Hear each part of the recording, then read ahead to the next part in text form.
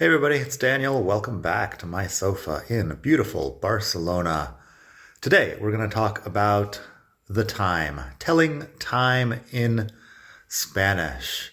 This is a topic which is not super easy for beginners because it's got a couple of confusing things about it. But we're going to get through it. It's going to be absolutely fine.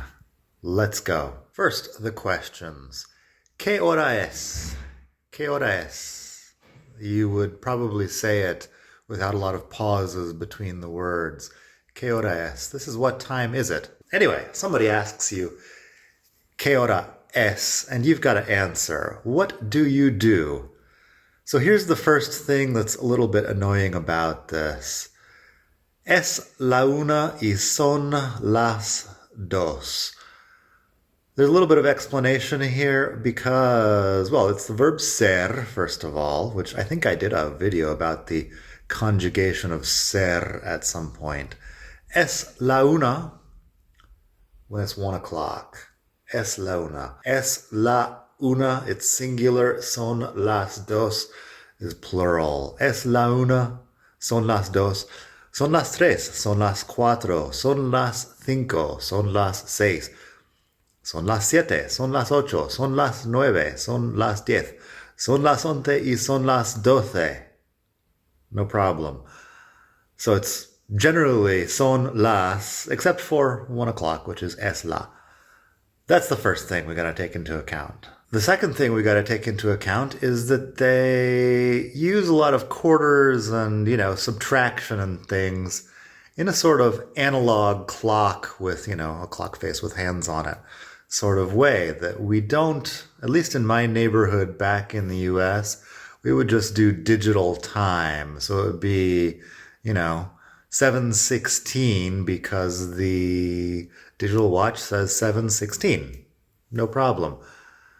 You could officially, in Spanish, say son las 7:16 minutos. But more commonly, you're going to say son las 7:15, that's 7:15. Son las 7:30, that's 7:30. Son las 8 menos 20, por ejemplo, that would be 7:40. 8 menos 20, that it is,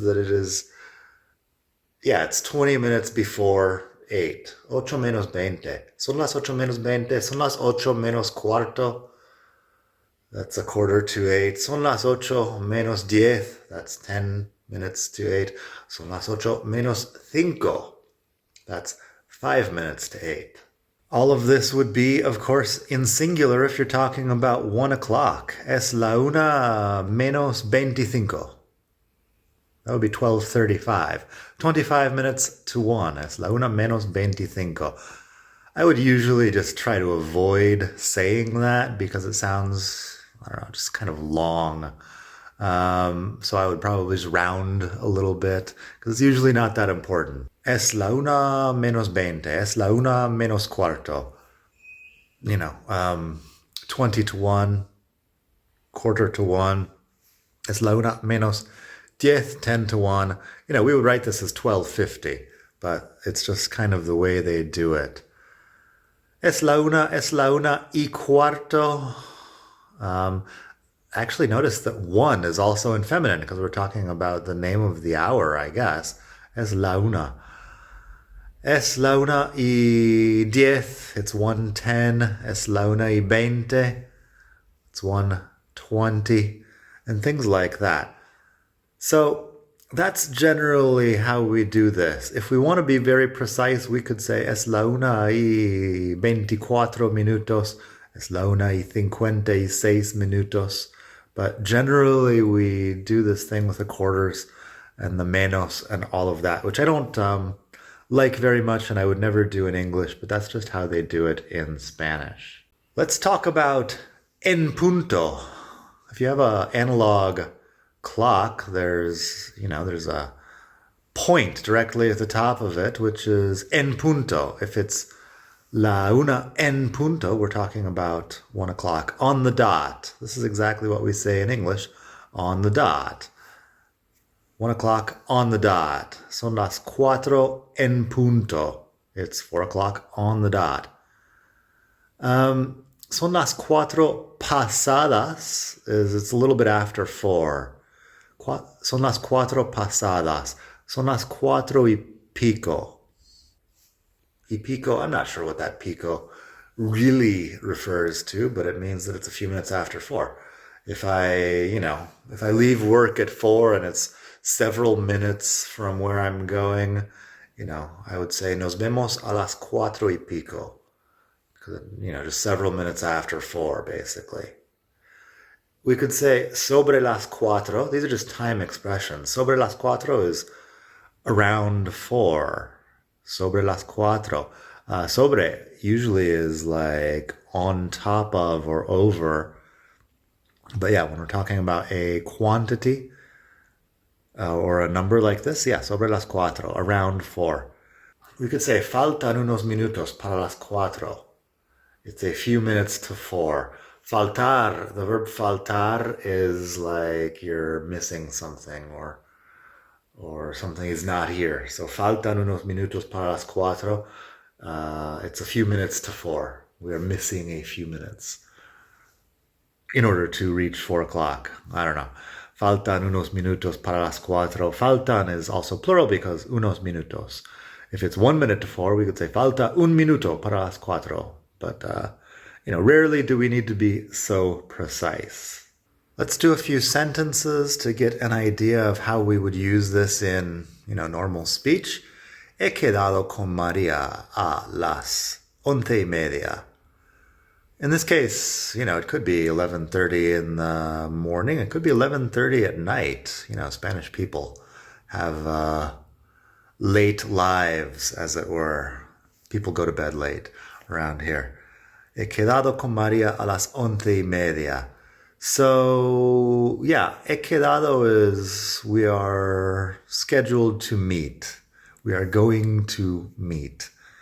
That's a specific topic that I think I covered in another video, the verb quedar, which means a lot of different things. I'll try to put some links around here somewhere. Nos vemos sobre las 7, delante de la estación. This is, I'll see you at around 7 o'clock in front of the station. Nos vemos sobre las 7, delante de la estación. Delante is in front of. That's a longer topic also, but we'll talk about it another day. Nos vemos is we will see each other, but in English we would just say I'll see you. Nos vemos. Sobre las 7, delante de la estación. El tren sale a las 8:22. The train leaves at 8:22. This is very specific. Trains leave at a very specific time.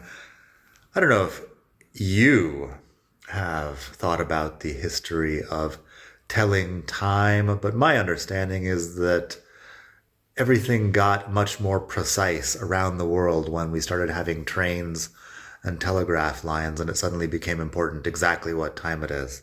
It used to be a big confusion about exactly what time it is, but trains made it necessary to have a precise schedule. So, around 1850, 1860, things like that.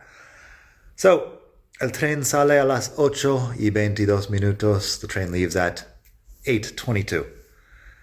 Me dormí a la 1:15. I went to sleep at 1:15. I went to sleep at 1:15. Me dormí a la 1:15. Me dormí a la 1:15. I fell asleep at 1:45. The menos and the things like that make a big difference there. Then finally we have llegué al pueblo a las 12 del mediodía. Ooh, I got another one. Never mind. We got more. Llegué al pueblo a las 12 de mediodía is I arrived in the town at 12 o'clock, midday, noon. Las 12 del mediodía. In English, we just have this one syllable word, noon. In Spanish, las 12 del mediodía. 8 syllables or whatever. The final thing that occurs to me to talk about is la madrugada. In Mexican Spanish, I think they say la mañanita. In Spain Spanish, we say la madrugada. And I have no idea if you're, married to somebody from Uruguay or something. Maybe they say some totally different thing.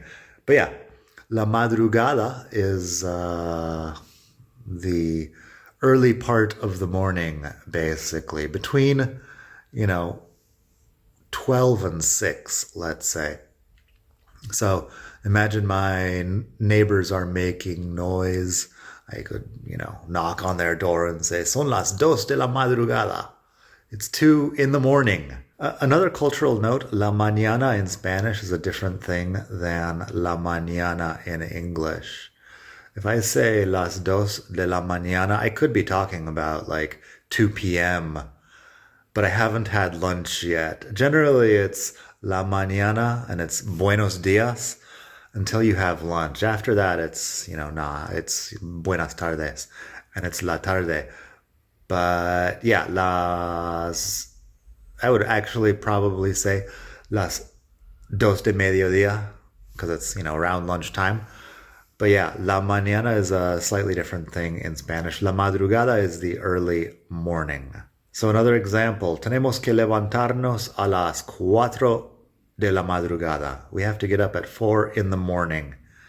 The early morning is all we understand there. I haven't been in Mexico in a long, long time, so I've forgotten exactly how they use la mañanita, but I have a feeling it's pretty similar to this. That's all I've got for today. If you liked this video, please like and subscribe.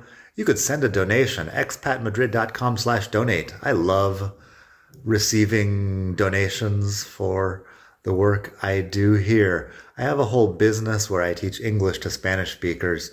That's a different thing. If you are watching this, you probably don't need to learn English, but you could look for me on Amazon. I've got a lot of books on Amazon for English learners. On the page, expatmadrid/donate, you could send me also a message with whatever questions about Spanish you have. I'll try to answer them. I am happy to answer any Spanish questions. You could go to expatmadrid.com to read more about life in Spain. I'm in Barcelona these days, but I bought that domain name 10 years ago, and here we are.